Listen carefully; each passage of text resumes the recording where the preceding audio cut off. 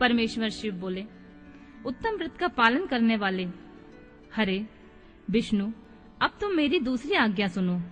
उसका पालन करने से तुम सदा समस्त लोकों में मानवीय और पूजनीय बने रहोगे। ब्रह्मा जी के द्वारा रचे इस लोक में कोई दुख या संकट उत्पन्न हो, तब तुम उन संपूर्ण दुखों का नाश करने वाले के लिए सदा तत्पर रहना। तुम्हारे संपूर्ण दुस्सह कार्यों की मैं तुम्हारी सहायता करूंगा। तुम्हारे जो दुर्जय और अनंत उत्कट शत्रु उत्पन्न होंगे, मैं उन सबको मार गिराऊंगा। हरे, तुम नाना प्रकार के अवतार धारण करके लोक में अपनी उत्तम कीर्ति का विस्तार करो। सबके उद्धार के लिए तत्पर रहो। तुम रुद्र का ध्येय हो और रुद्र तुम्हारे ध्येय है।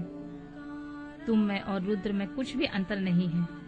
जो मनुष्य रुद्र का भक्त होकर तुम्हारी निंदा करेगा, उसका सारा पुण्य तत्काल भस्म हो जाएगा। पुरुषोत्तम विष्णु, तुमसे द्वेष करने के कारण मेरी आज्ञा से उनको नरक में गिरना पड़ेगा।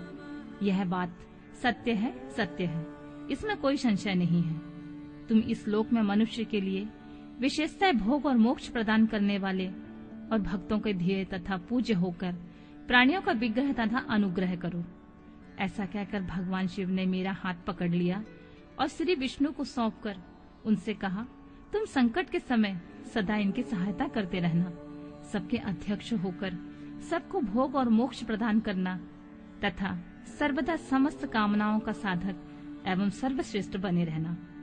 जो तुम्हारी शरण में आ गया वह निश्चित ही मेरी शरण में आ गया।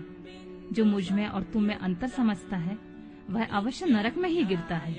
ब्रह्मा जी कहते हैं, देवर्षि, भगवान शिव का यह वचन सुनकर मेरे साथ भगवान विष्णु ने सबको वश में करने वाले विश्वनाथ को प्रणाम करके मंद स्वर में कहा, करुणा सिंधु जगन्नाथ शंकर, मेरी यह बात सुनिए। मैं आपकी आज्ञा के अधीन रहकर यह सब कुछ करूंगा।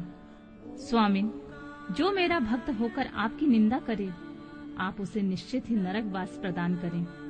नाथ, जो आपका भक्त है वह मुझे अत्यंत प्रिय है। जो ऐसा जानता है उसके लिए मोक्ष दुर्लभ नहीं है। श्री हरि का यह कथन सुनकर दुखारी हर ने उनकी बात का अनुमोदन किया और नाना प्रकार के धर्मों का उपदेश देकर हम दोनों के हित की इच्छा से हमें अनेक प्रकार के वर दिए। इसके बाद भक्त वत्सल भगवान शंभु कृपा पूर्वक हमारे ओर देखकर हम दोनों के देखते देखते सहसा वहां से अंतर्ध्यान हो गए। तभी से इस लोक में लिंग पूजा का विधान चालू हुआ।